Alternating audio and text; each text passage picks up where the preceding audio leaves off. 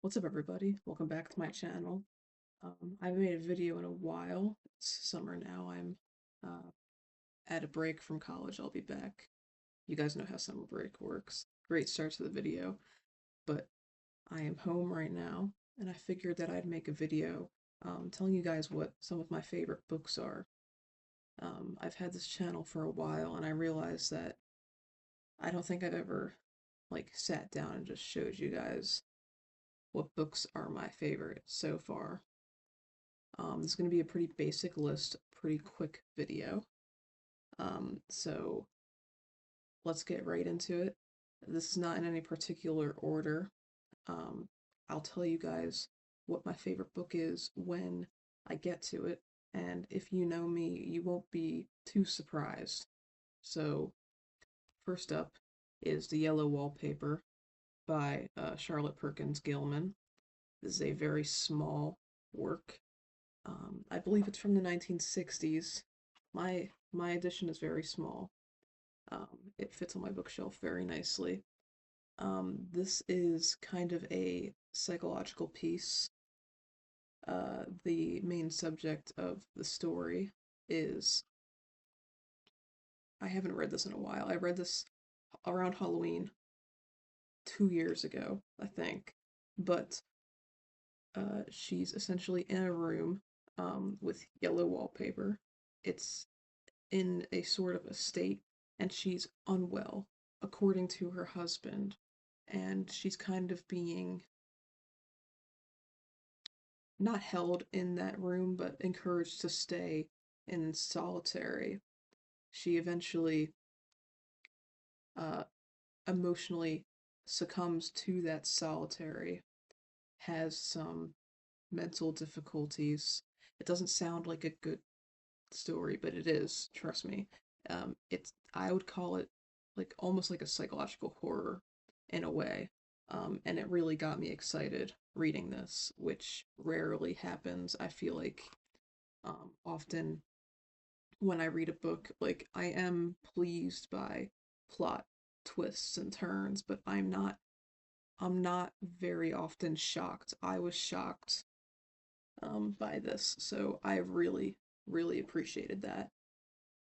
And then, secondly, and this is a book that hopefully you all know, and I know you guys can see the cover already, but a lot of people don't like this book. I have none of my friends are very, none of them are really readers, but one thing that people love to argue about is how much they hate this book. I really like this book. It's okay if you hate this book. It's okay. I don't hate you, but I love The Catcher in the Rye by J.D. Salinger. J.D. Salinger easily is one of my favorite authors of all time. I think that in terms of consistently enjoyable content, he is my favorite. I do love him. If you soared past the 10th grade yet, then you've probably heard of, read, or you were supposed to read this book. It's about a boy named Holden Caulfield that kind of feels like he doesn't belong. It's a coming of age story. Uh, He's going through difficulties at school and at home, just in general with his life, with his identity. He's growing up and he doesn't have many people to help him through that growth and help him understand what's going on. And he takes matters into his own hands and he goes on a bit of an adventure, um, trying to figure out who he is, what he wants to make of himself, because what other people have told him to make of himself is not working. So I love this book. I've read it twice, which I rarely reread books, uh, but I love this book. It's very special to me. And if I were to recommend anything from this stack, if you haven't read anything that I'm talking about in this video, please read this. I love Catcher in the Rye. And if you're one of my friends that hates Catcher in the Rye, watching this video, just, I don't need the views anyway. Just click off of this video, please. Um, this one is also by, I can't really see it. You can kind of see it. Franny and Zooey by J.D. Salinger. Another Salinger piece that I love. Author as a whole is very important to me. I've kind of made it my mission in life, to the best of my ability, to read all of J.D. Salinger's works, and it's been working out. I've even gotten to like some of the deep cuts. I know there's a few that are really hard to find, like one of them is only in the library at Princeton University. I might I might take that trip, but I've read most of them, if not all of them, that are accessible to the average person in their home, except for Raise High, the um, Raise High, the Roof Beam, Carpenters, and Seymour. That one, I have that. That's the only one that I haven't read. But anyway, Franny and Zooey. I gotta be honest, and this happens to me more than I'd like to admit. This is one of my favorite books, okay? And like I have a gist of what it's about, but I read it a number of years ago. I don't feel like I could appropriately describe what it's about. I have like an idea in my head. I more so remember how it made me feel. It like impacted me, made me want to read more, and I think about it. Like I don't even remember what the storyline is really, but I think about it often, and I feel like that says something. Not all books need to have a profound plot. Um, I remember when I finished this book, I was in my freshman year of high school, and I was astonished and I was impressed, emotional. Um, as far as I know, as far as I remember, um, freshman year of high school was a while ago for me, but it it it follows a family, a dysfunctional family, um, just kind of going about a internal conflict. So one of them is having difficulties, I believe, with mental health issues or something. But I don't want to say the wrong thing, so I'd say look up the synopsis of that one. Don't trust me, but I do love that book. So yeah, the J.D. Salinger books, lovely. Okay, and then moving on to other things, we have three left. Um, Late Fame by Arthur Schnitzler is a book that I really enjoyed. This is a NYRB classic, New York Review of Books. And one thing that I really love about NYRB is that they do a very great job of unearthing borderline lost media. Like this book, I believe, was written in the late 1800s. It was published by NYRB in 2016. So this is like a gem of a book, and it was not very recognized, unfortunately, during Arthur Schnitzler's lifetime. This is originally in, I think, German. Unfortunately, I don't know based off of the. Yeah, I'm not sure. I believe it was in German originally. But anyway, I enjoyed the story. It's about a man who works a corporate job, and he is getting up there in age. He tried to be a poet when he was young. However, he didn't see much talent in himself. So after he published one singular collection, he left behind writing and moved on to a corporate life.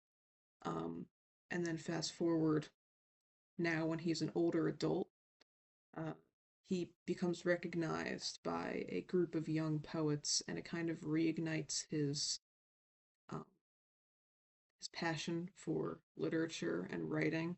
And It's kind of just a sweet story of encouragement and recognition. Uh, Even though it's late fame, it's still fame. And fame does not always mean popularity. Sometimes it just means appreciation. And it's a very short book, as you can see. You can probably knock that out if you're a fast reader in one day. It took me like 4 days, just if you have other things to do throughout the day, but I did really enjoy that. Okay, and then we have Stoner by John Williams. If you have indulged in, literature, social media, like people talking about books um, in their videos, then I assume that you've heard of this, but not a lot of people that I know have actually read Stoner. They've just heard about it and said they want to. Oh shit. they they just say that they want to read it. I don't know many people that actually have, but this is one of my favorite books ever.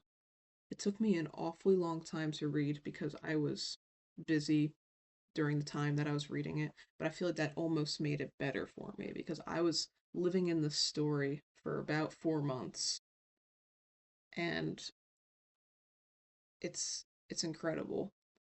This is another one that's hard to explain because it's a very like mundane story. There's no one particular conflicts that I could tell you about that would, explain that would wrap up this whole story. A lot happens. It begins so it follows a man named William Stoner. He is born on a farm, he is raised on a farm, and he tells his parents that he wants to go to college for agriculture. However, after 1 year of college, he takes a gen ed English class and realizes that he has a passion that he has not yet discovered. This is the first time that his passion for literature has been unearthed because it's the first time that he's in a environment in which this could be fostered. And so he changes his major without telling his parents, and it takes up until graduation for them to find out. And they're not happy. They're not happy, so they kind of push him away. But he actually ends up becoming a professor at this university that he once attended, and it follows his life as an academic, um, and the struggles that come with balancing life with work and how work sometimes is life, and that those things get meshed together, and things don't always go the way that you plan, but that doesn't always mean that things are terrible. But it's following just a life, and I found it fascinating, and I will probably read this book again and again. I love this book, and it also teaches you the importance of time, just how to spend your time. I love it. And then finally, last on the list is my favorite book. I told you that I'd tell you, and that is A Portrait of an Artist as a Young Man. Uh, I can't read. Portrait of the Artist as a Young Man by James Joyce. This is a literary masterpiece, and I'm assuming if you're watching a video about books, you've most likely heard of James Joyce. And a lot of people are kind of turned off by him because they think that all of his pieces are, on the same level as Ulysses and Finnegan's Wake. But that is not true. He also writes normal things like this. Not to call this normal, but more accessible than Finnegan's Wake. This follows the early life of a boy, and another one that's hard to explain. It starts off with his first memory, and it ends with him while he's in college age, and it follows it's like every aspect of life This will make you, feel recognized, things that have happened to you, whether it's within your psyche or within your memory, or just experiences that you've had that you didn't know you weren't alone in, whether it's big or small. This book will let you know that it's universal. Universal experiences that, you know, aren't often talked about because they aren't major, uh, will be talked about in this book. And this is one of those books that leaves me speechless in a sense because there's so much. And if you get a different edition of this book, it's going to be like double as thick. It's very small. Oh, it's very bright. Can you see that back there? It's like a very small text. Um, but it's usually probably like this size, just to let you guys know. But within the pages of that book, it's it's the best thing that I've ever read. And I'll remember, I very often forget the plot and meaning of books that I've read. I will never forget Portrait by James Joyce. So this is the greatest. Anyway, I hope you guys liked my list and you will consider reading any of these. And yes, these are my favorite books of all time. So I hope you enjoyed and happy reading, and I will see you guys the next time that I feel motivated to make a video about some bullshit. So have a great rest of your summer and see you in the next video.